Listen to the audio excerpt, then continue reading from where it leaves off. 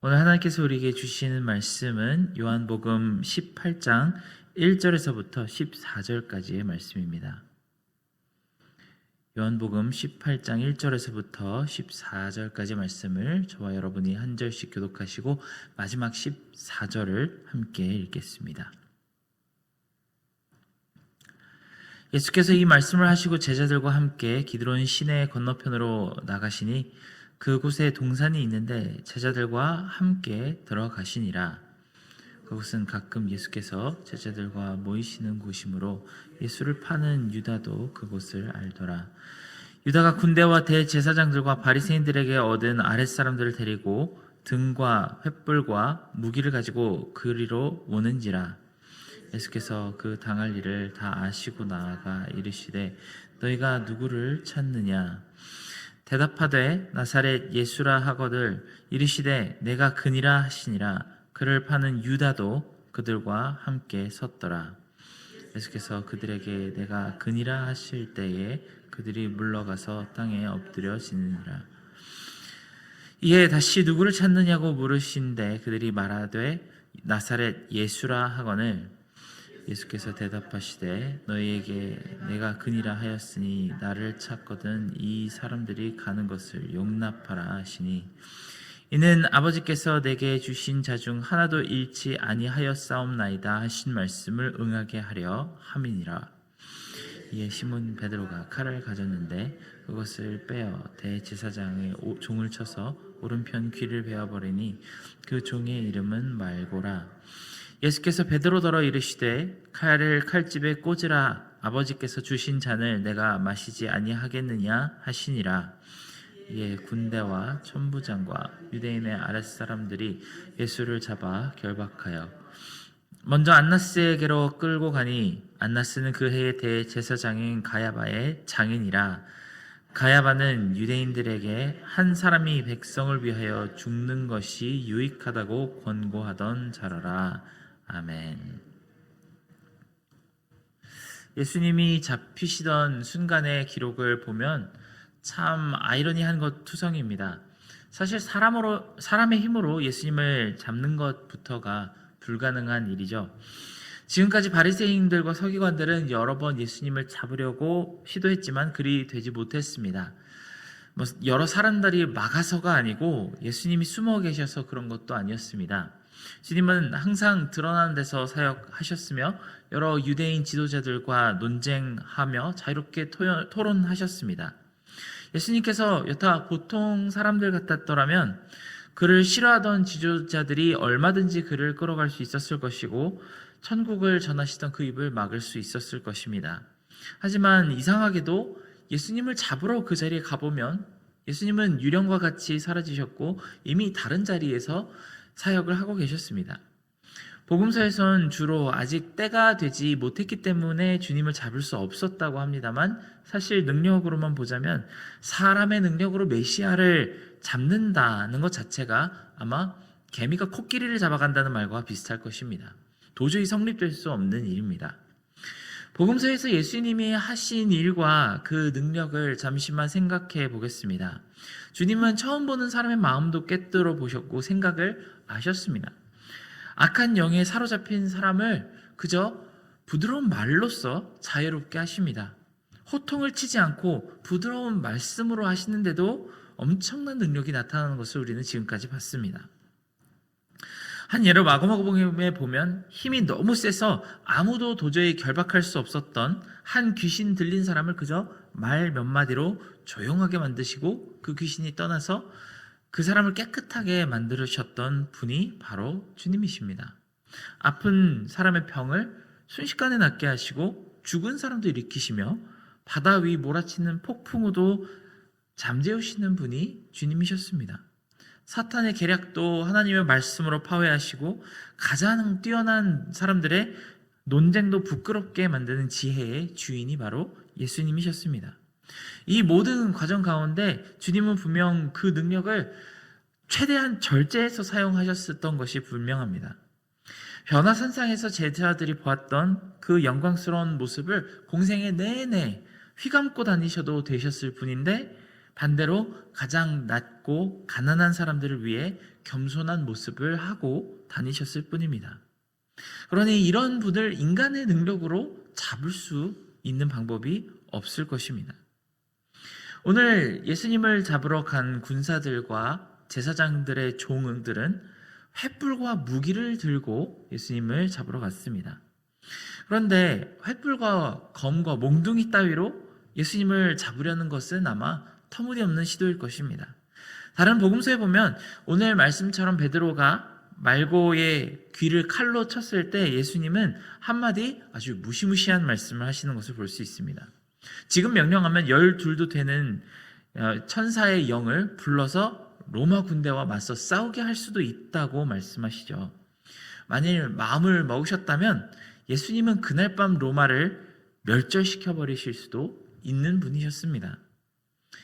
옛날 구약 이스라엘의 히스기야 왕 때 산헤립이라고 하는 아수르의 왕이 무려 18만 5천 명이 넘는 군대를 끌고 예루살렘을 점령하러 온 일이 있었습니다. 그들은 예루살렘 성을 포위하고 일부러 히브리어로 하나님을 모욕하며 항복을 요구했습니다.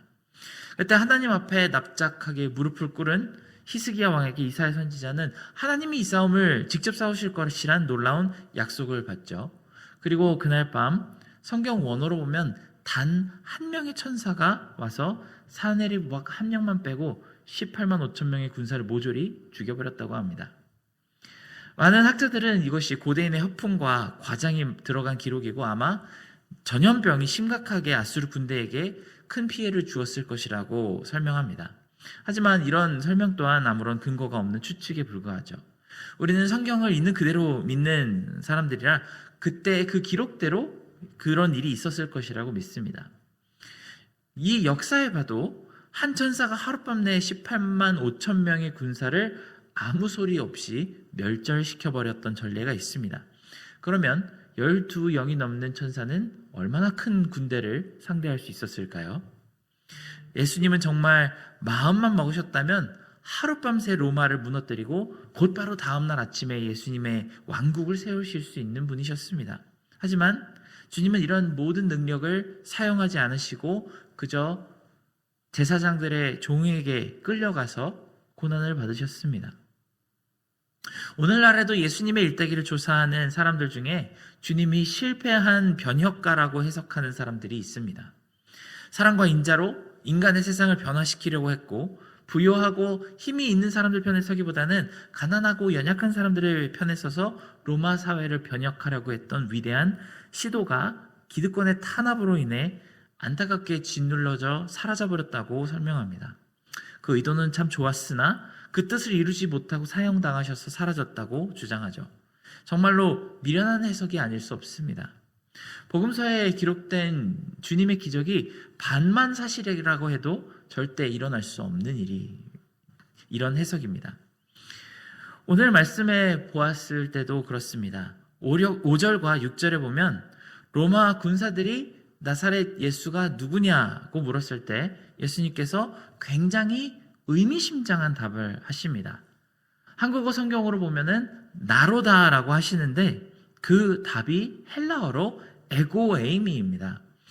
하나님께서 모세에게 들려주셨던 하나님의 이름이 바로 에고에이미이고 주님이 자신을 소개하시면서 7번이나 사용하셨던 그 전능자의 이름이 바로 에고에이미입니다. 이 이름을 듣자 이 이름의 의미에 대해서 잘 모르는 사람들마저도 주르륵 뒤로 밀려나서 땅에 엎드려져 버리고 맙니다. 창조 때부터 인간의 DNA에 새겨진 이 신성에 대한 경외심이 발동했던 것입니다. 전체적인 분위기를 보면 예수님께서는 두려움에 벌벌 떨면서 혼란스럽게 잡혀가시지 않으셨습니다. 이런 모습을 보였으니 아마 베드로가 겁도 없이 칼을 뽑아서 군인들에게 덤빌 수 있었던 이유가 보이는 듯합니다. 주님이 지금까지 보여주셨던 능력을 조금만 발휘하시어도 로마 군대 따위는 손쉽게 제압할 수 있으리라고 생각했던 것 같습니다. 이름만 듣고도 휘청거리는 이 사람들을 도저히 주님의 권능으로 이기지 못할 것이 없다고 생각했던 것 같습니다. 그럼에도 불구하고 결론만 보자면 예수님은 그 군사들에게 잡혀서 여러 신문을 받으신 뒤에 십자가에서 돌아가셨습니다. 어떻게 이런 일이 있을 수 있었을까요? 단 한 가지 경우의 수만 남습니다. 바로 예수님이 그렇게 되도록 허락하셨기 때문입니다. 군병들의 폭력을 맞이하시며 그를 잡아가고 유대인과 이방인 모두가 그를 조롱하고 모욕하고 때리고 침뱉고 채찍질하며 그를 죽이라고 없이 하라고 소리 지도록 내두셨기 때문에 이런 일이 있을 수 있었습니다. 십자가 위에 올라가셔서 온 인류에 대한 하나님의 진노가 해소될 때까지 자기 스스로를 변론하지 않으셨고 오직 모든 것을 견디셨기 때문에 십자가의 희생, Passion of Christ가 완성될 수 있었습니다. 예수님이 이렇게 무기력하게 잡혀가셔서 십자가를 지신 이유를 몇 가지 찾아보겠습니다. 바로 11절에 나온 주님의 말씀에 그 이유가 담겨 있습니다. 예수께서 베드로더러 이르시되 칼을 칼집에 꽂으라 아버지께서 주신 잔을 내가 마시지 아니하겠느냐 하시니라 라고 합니다. 하늘에 계신 아버지 여호와 하나님께서 이 잔을 주님에게 주셨기 때문입니다. 주님이 잡히기 전에 제자들이 자신도 마실 수 있다고 호언장담하던 바로 그 잔을 말씀하십니다. 정말 중요한 것은 그 잔 안에 무엇이 담겨 있느냐입니다.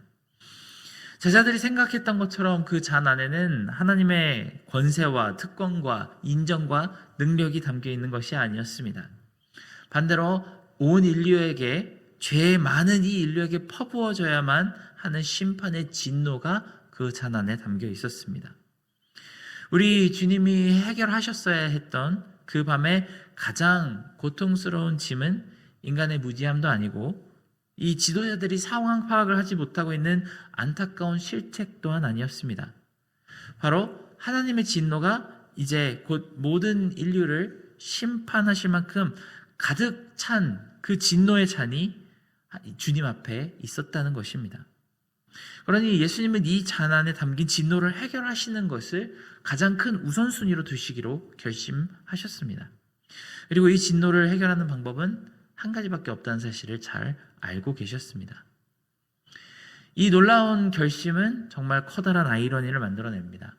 마음만 먹었으면 하룻밤에 세계 최강국을 시체 더미로 만들어버릴 수 있는 분이 정말 무기력하게 고작 검과 몬둥이를 든 병사들에게 잡혀 가십니다.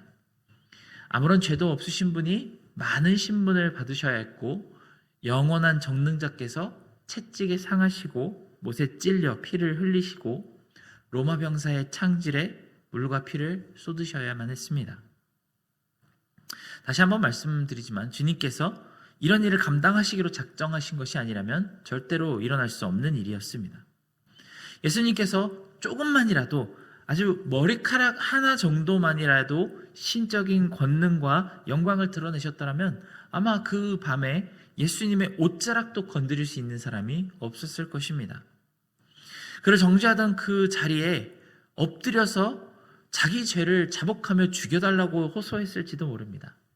만약에 예수님이 정말 그 영광을 쓰셨다면 십자가 근처에서 예수님을 조롱하던 그 사람들이 오히려 자기 입을 주먹으로 치며 얼마나 터무니없는 말을 했는지 깨닫고 격렬하게 통회했을 것입니다.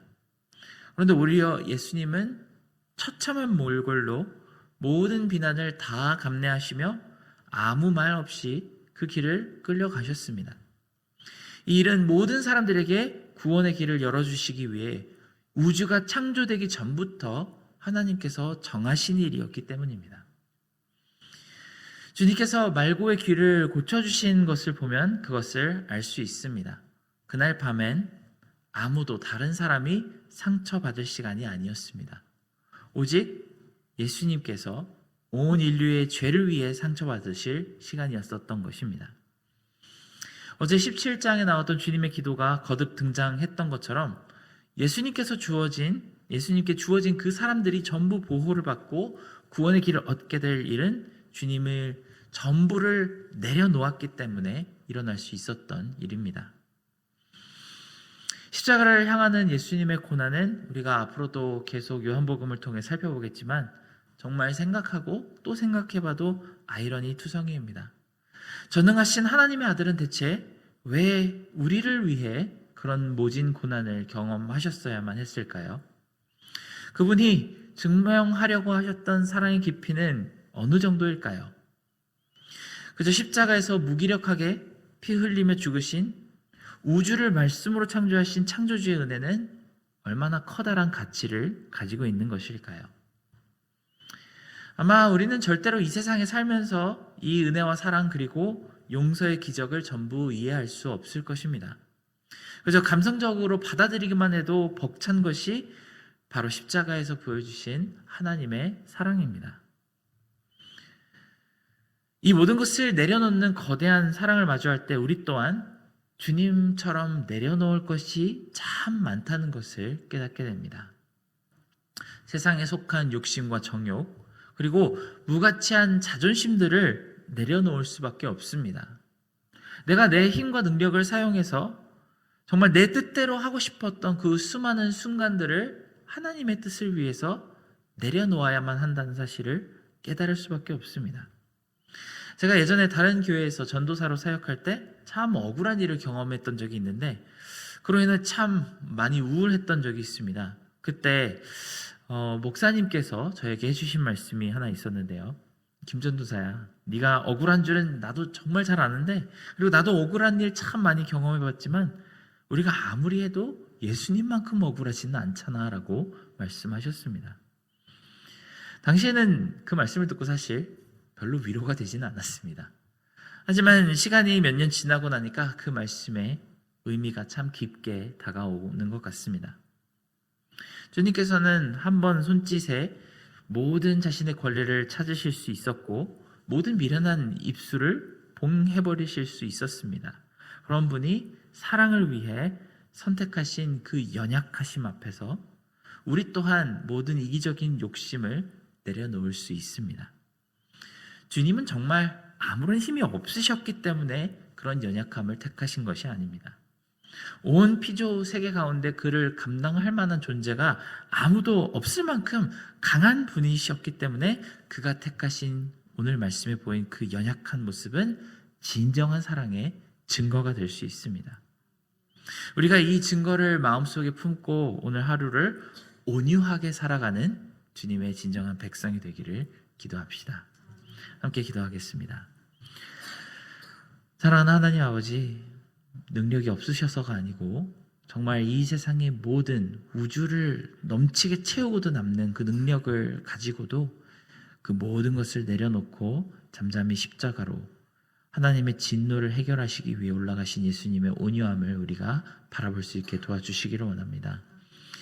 우리 또한 예수 그리스도의 제자가 되어 하루하루 작은 예수가 되어 살아가기로 다짐한 사람들로서 우리가 가진 특권과 능력과 또 우리가 가진 권능들을 다 사용해서 내 뜻을 채우려고 하는 것이 아니라 오히려 때로는 그것을 내려놓고 하나님의 일을 잠잠히 따라갈 수 있는 그런 온유함을 우리에게 허락하여 주시옵기를 간절히 기도드립니다. 모든 은혜 감사드리며 예수님의 이름으로 기도드렸습니다. 아멘.